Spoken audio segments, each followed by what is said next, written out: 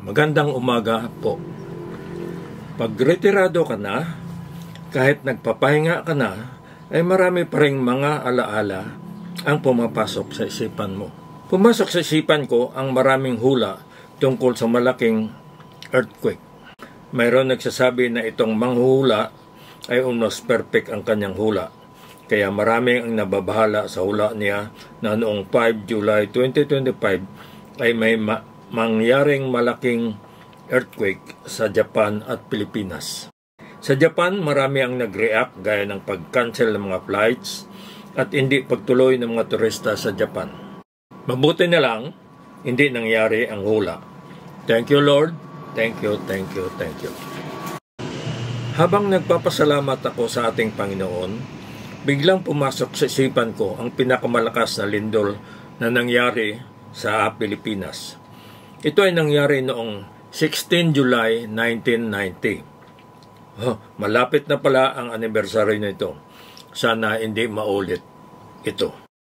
Kasap Commander ako, ang Kasap 3 under the 1st Air Division PAP situated in Tarlac noon nang mangyari itong pinakamalakas na earthquake sa bansa. Nandoon kami sa loob ng opisina, quarters, nang biglang yumanig ang building.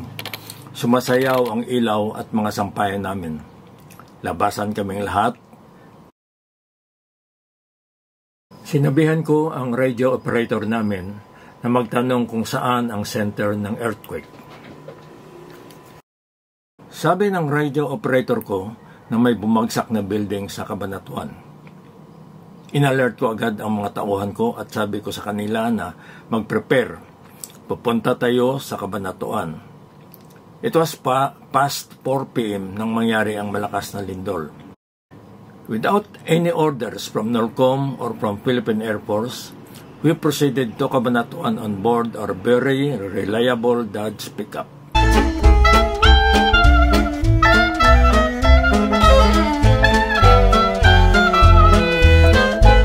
We arrived late in the evening and we went to the headquarters of the PNP Provincial Command. It was good, I found out, that the provincial commander was my classmate in the Command and General Staff College, CGSC, sa Port Bonifacio. I asked him if we can sleep in his conference room and he agreed. And so, I and my men slept in the conference room. Morning came, and we immediately went around looking for any open space just in case there will be a helicopter who will come for inspection. We found the grandstand in the Oval and set up our communication facilities.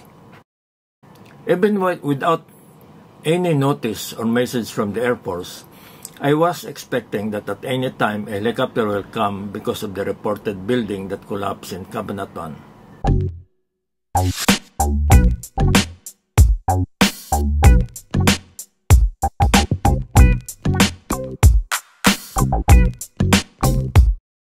True to my expectation, 2 UH-1H helicopters were circling over our area as if looking for a safe place to land.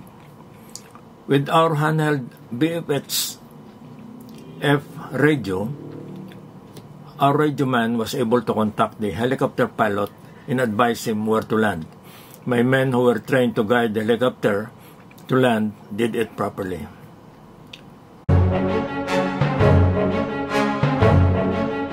We did not expect anybody, but out came General Biason, the Chief of Staff of the Armed Forces of the Philippines.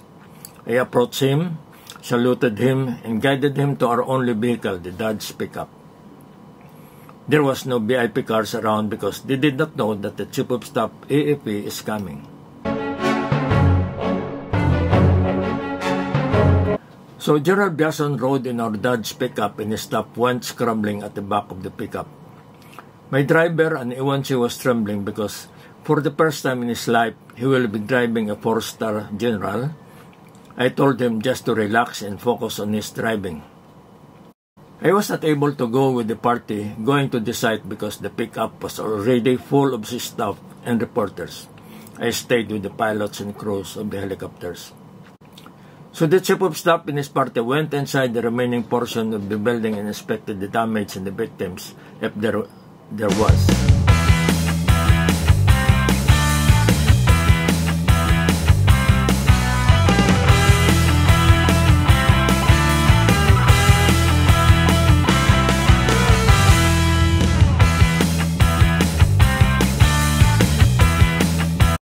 When the provincial commander PNP and the division commander of the Philippine Army arrived, they brought along a VIP car for the Chief of Staff, AFP, and my driver went to a secluded area according to him. After inspecting the inside of the area of the remaining part of the building, General Biason went out and met the provincial commander, division commander of Philippine Army, and they offered him a VIP car. But General Biason rejected their offer and told his aide to look for the driver of the Dodge pickup, and the VIP cars gave space to our lowly Dodge pickup. They went back to the helicopters and left. After General Biason left, I was instructed to proceed to San Jose and put up a command post there. Upon arrival at San Jose, I saw an elementary school, and we went there and told the principal that we'll put up our command center here to help in the relief operation, specifically in Cayapa, where the epicenter of the earthquake was located. Cayapa, Nueva Vizcaya is a small municipality on top of the mountain where the epicenter of the earthquake was located and was not accessible to any vehicle because of landslide and destructions.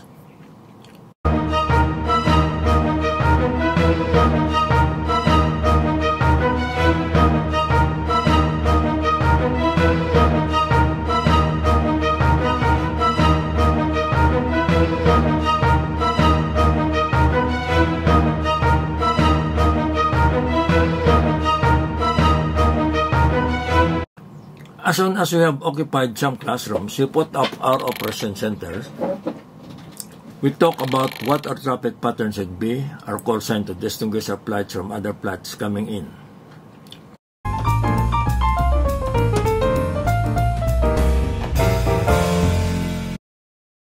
When the 4 helicopters from Beliwar arrived, I briefed them of our traffic pattern, our call sign, and our target area. I asked the pilots to compute what will be our payload if we carry relief goods only, or if we carry personnel, how many can we accommodate in going up to Cayapa. So the pilots computed and we agreed on this payload. I told them that I want this followed because I don't want any accident.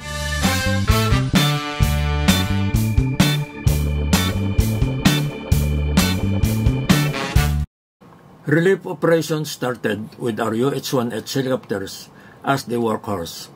To identify our helicopter flights supporting the relief operation in our area of responsibility, I designated Angel Flight as our call sign as they flew.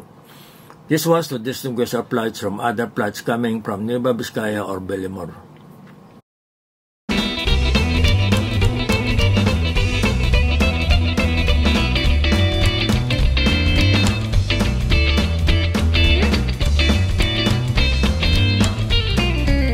The next day, I found out that the headquarters Philippine Air Force sent a ranking colonel to oversee our operations when I am the CASAP commander, and it was in my area of responsibility. I don't know what was in the mind of the people in the headquarters. It seemed that they didn't trust me. The ranking officer sent to my area was mabait at sobrang sobra at wala namang ginawa doon. Instead of sleeping with us in the classroom, he rented a room in a house with a canteen. He invited everybody, pilots and crew of the passing helicopters, even their passengers, to eat with them at the canteen. During one of those meals, I was able to join them and found out that they have some desserts like canned peaches and fruit salads.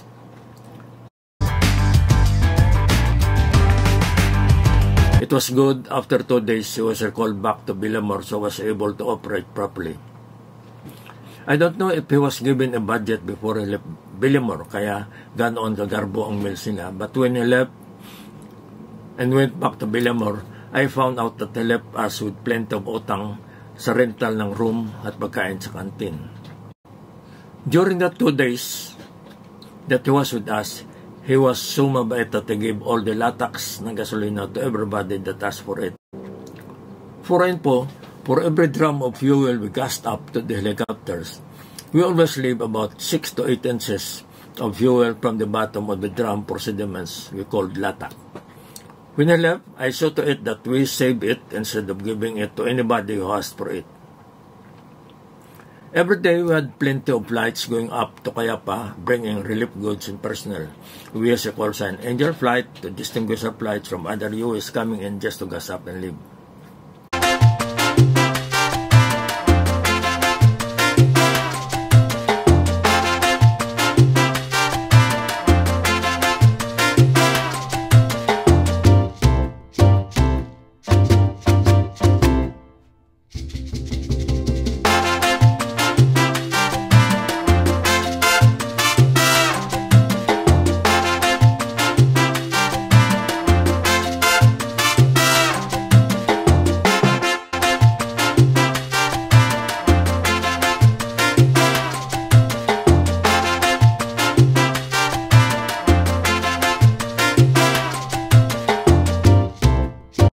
On the 5th day of our operations, the Commanding General, Philippine Air Force, General Sarmiento, arrived and visited us to find out how we operated.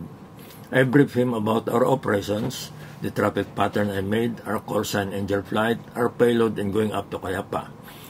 Lastly, I asked him what I will do with the 50 drums of latak we gathered since we started the operation. He told me to sell them.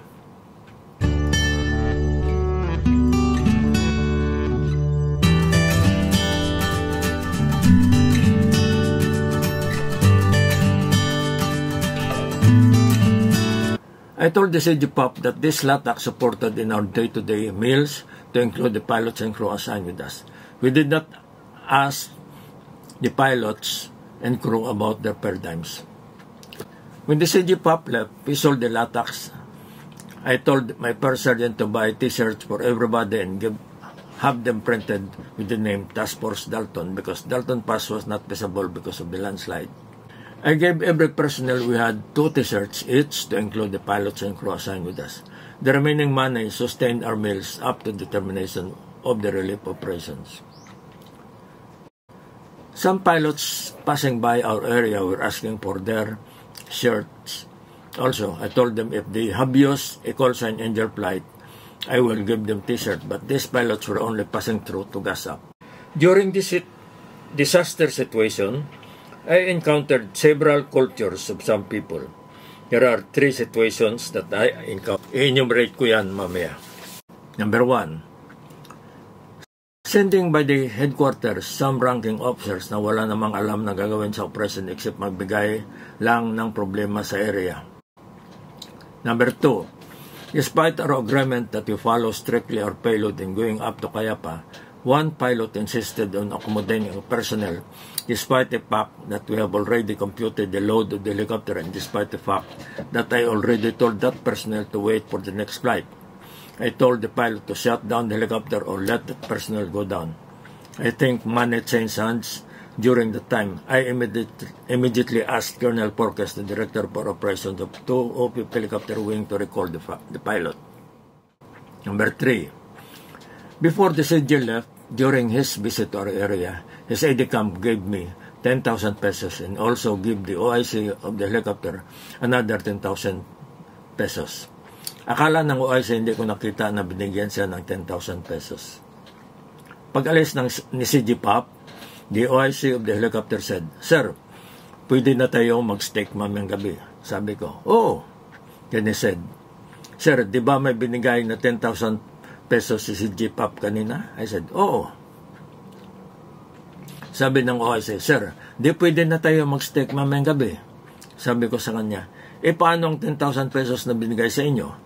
Alam mo, ang binigay sa akin na 10,000 pesos ay para sa pagkain nating lahat hanggang kung kailan itong relief operation matapos.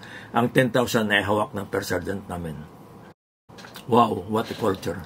Mabuti na lang at na-relieve yung group nila the next day at pinalitan ng medyo okay na grupo. After 2 weeks, our operations was terminated and went back to Camp Aquino, Tarlac to our unit headquarters, CASAP 3.